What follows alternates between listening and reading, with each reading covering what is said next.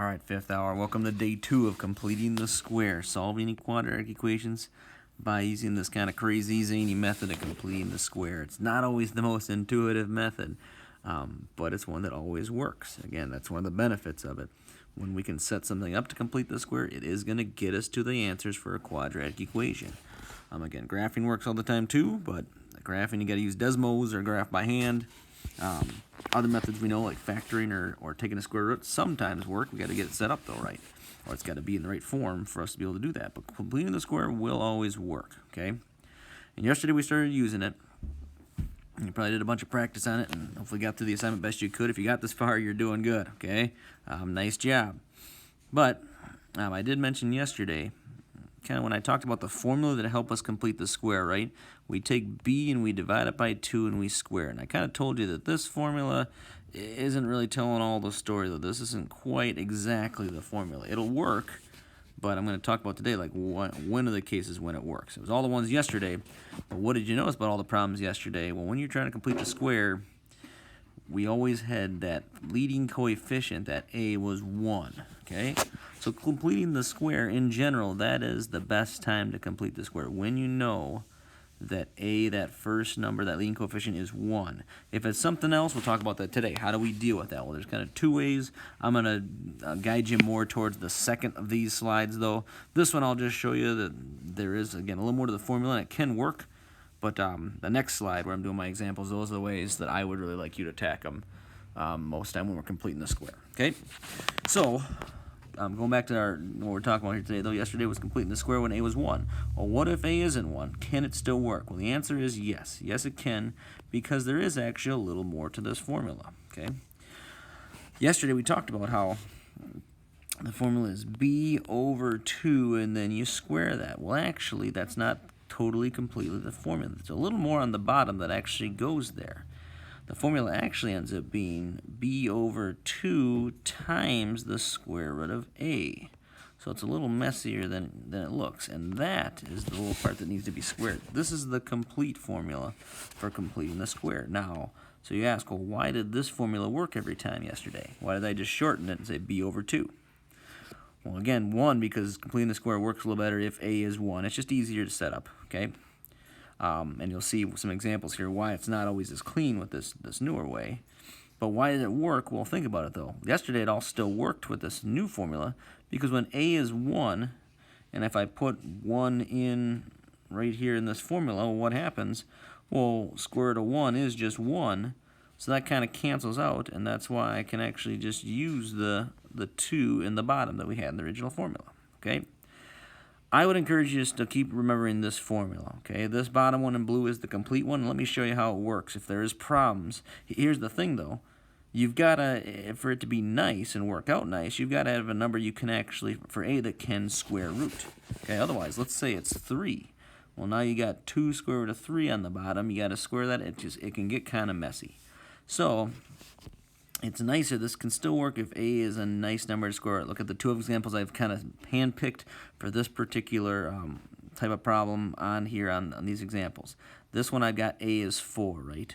Okay, so let's use our little formula now. Okay, so this is, we can complete the square if a isn't 1. But if it's another perfect square, it helps. So now it's 4. So this one would look like 28, I guess it's negative 28, over 2 times the square root of 4. Okay? So square root of 4 is 2, and 2 times 2 is still 4. So this would actually just be 4 down here. And again, remember I have to square all this. Negative 28 divided by 4 is negative 7. Negative 7 squared can be 49. So really I should add 49 to each of the sides here. 49 and 49. Okay? So take a look at what happens. I'm just going to move to some more area with some more space over here. Okay? Well, I'd have 4x squared minus 28x plus 49 equals, and then 51 plus 49 gives me 100. And looking at that left side, can I make a perfect square trinomial, or did I make a perfect square trinomial? Yes, I did, because look, this ends up factoring to 2x minus 7 and 2x minus 7, which is 2x minus 7 squared. So there, I made a perfect square trinomial. I did it even though a wasn't 1. it definitely can work. Okay, and if I kept that problem going, we could find some answers. I'm not going to continue though, because I want to emphasize more the second slide. Just look at the bottom one too. I'll just say what would be the number to complete the square. Again, it'd be b over 2 times the square root of a, which would be 9 in this case. So square root of 9 is 3. So this whole bottom would be 6, and 48 divided by 6 would be 8.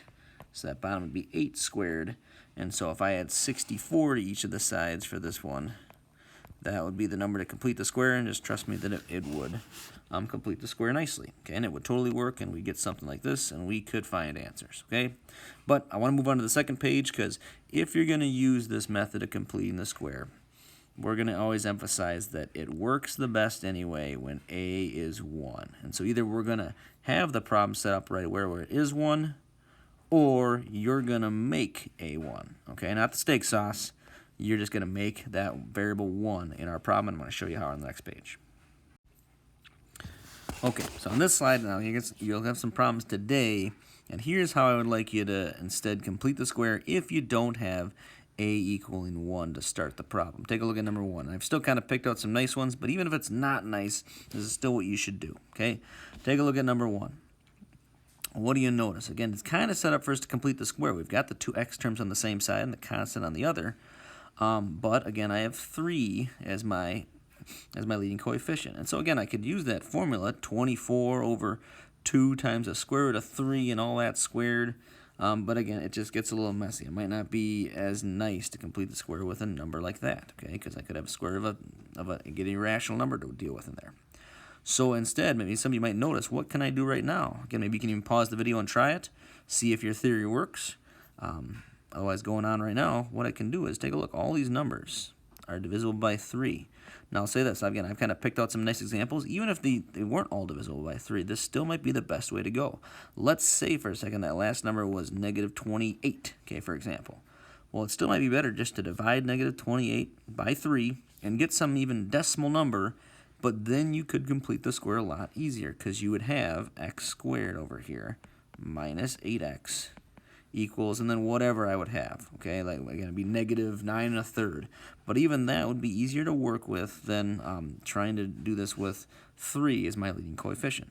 So I'm going to divide everything by 3. Again, really, I should have negative 9 over here, okay? And then just kind of, I'll keep going with the start of this problem. I'm not sure if I'll finish all these, but I'm going to complete the square now. I can do, again, here's the formula you really should still think of. When a is 1, this formula works, and it's much easier to work with then. So in this case, I'd add 16 to both sides, because 8 divided by 2 is 4. 4 squared is 16. So I'd add 16 to both sides. X squared minus 8x plus 16 equals, and if I add 16 over there, I have 7. And now I've got a perfect square trig. I'm going x minus 4 squared equals 7. I'm just going to keep going with this one. I'm not actually going to find the answers to the 100th. I think in today's Schoology you will. But if I just keep this going where I have space down here, I'd end up getting x. I'll add the 4 to the other side. And I got to square it here though first. Let me do that. Okay, x minus 4 equals plus or minus the square root of 7. And then adding 4 to both sides, x equals 4 plus or minus square root of 7. And again, I actually want you to leave this answer on the paper, okay? On paper. Have this as your answer.